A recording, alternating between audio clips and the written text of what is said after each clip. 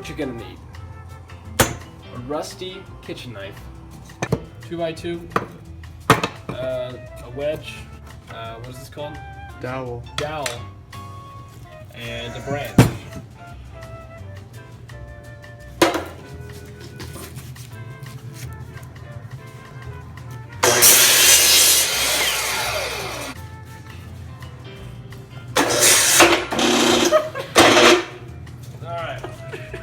So sometimes it doesn't quite work, kids, and that's why we try to be safe.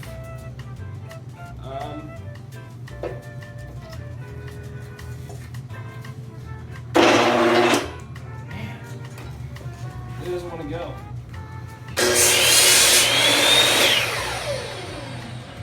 Sometimes you have to try a few times.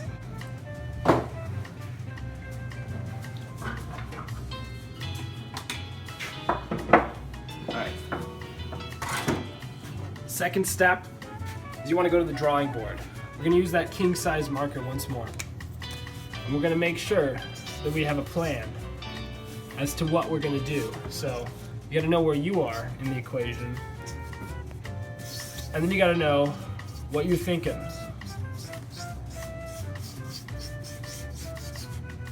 So what I want is a flute. So what we're concentrating on is the whistle. Now how do we make that out of this? Now that is the question. And that's why we go to the drawing board. If you take that piece of wood and you drill a hole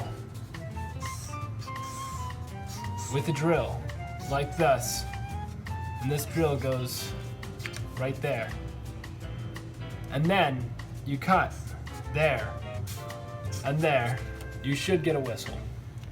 So that's what we're gonna do. You always plan after you cut. That's important. What we're gonna need next is some sandpaper.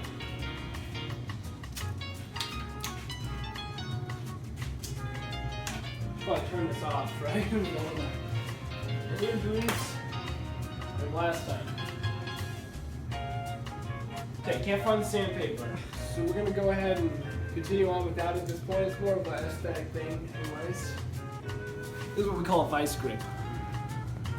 Us in the know-how world. And basically what we're gonna do is we're gonna take our branch, clamp that down. Now righty-tighty, that's important. We can't go too hard because this branch is authentic wood. And it could really, really get damaged. So now we're going to plug in our power drill, excuse me. Extension cords are key. If you don't have an extension cord, you're basically screwed.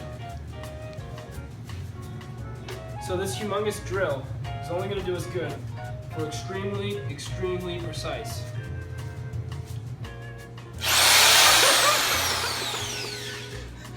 Really level off.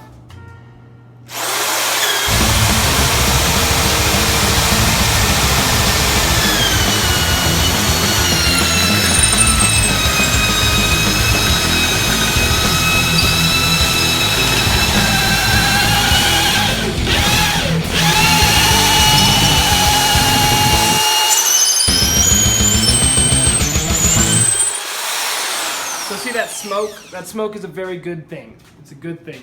It means that our mouthpiece is going to be sterile. We won't have any bacteria. And we're going to want to let that cool off. So now that we have our perfectly drilled hole, notice how it goes right through the center on both sides. What we want to do is concentrate on aesthetics, because what we need is a real smooth outside before we can begin the process of creating the elements of a whistle that create the whistle. So right now, I can use my hands, it hurts, or you can use one of these. Now what this is a very rare flathead screwdriver.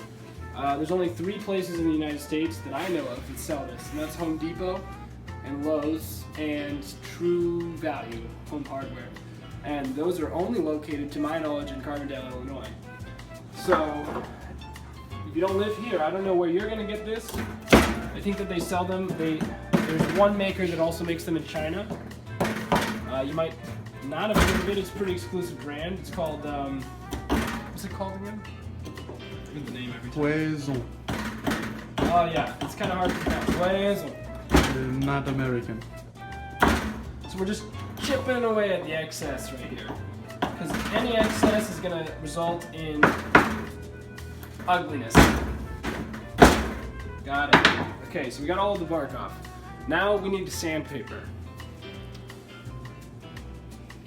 So nothing's changed since the last time we were looking for sandpaper, so we still don't have it. So we're going to go ahead and continue with the process without it. So what we need is a hacksaw. Now this is super important. You will be very accurate in your measurements here. And I'm gonna go about a 1/4 inch. Check this out. 1/4 inch for the base.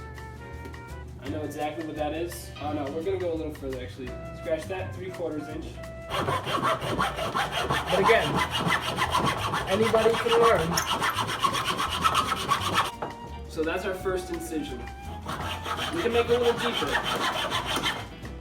What we really want to do is we want to be able to see it through the hole, because that means that we're deep enough. Now come here.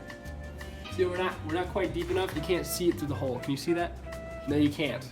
Now, super important with my immense strength, there's a possibility that I could cut entirely through without even trying. So I'm going to focus on not doing that. So again, we're working with natural, untreated lumber, and what that means is that we're going against the grain for most of the time. Now we have a lucky little patch here where when I cut the second one, we're going to be working with just a little bit. Don't fight me now. I almost cut off my finger there. So there's a little bit of drama in this, and that's why we figured it would be fit to film it. Because there's more to crafting than crafting. There's more in doing than doing. There's something deeper. And I think it's something that most of you have realized, and that's why you subscribe. And if you haven't, go ahead and subscribe now to Tom Berkeley and Billy. I'm sorry, Billy. I keep calling you that in front of people. I know you don't like being introduced like that. William. Tell me your last name. What's my last name? It's Papadopoulos. Oh, sorry, I pronounced it wrong. Papadopoulos? I always forget. What's your name, Billy? Papadopoulos. Papadopoulos.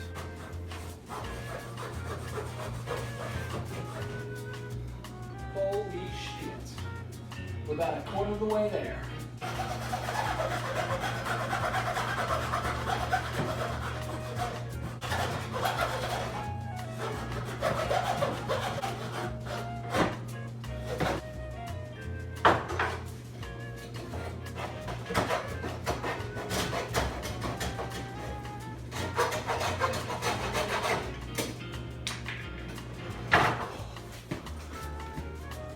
And that's essentially how you do it, folks.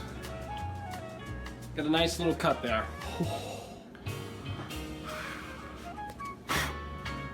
Now, it wasn't easy, but nothing good ever is, huh? Nothing good ever is.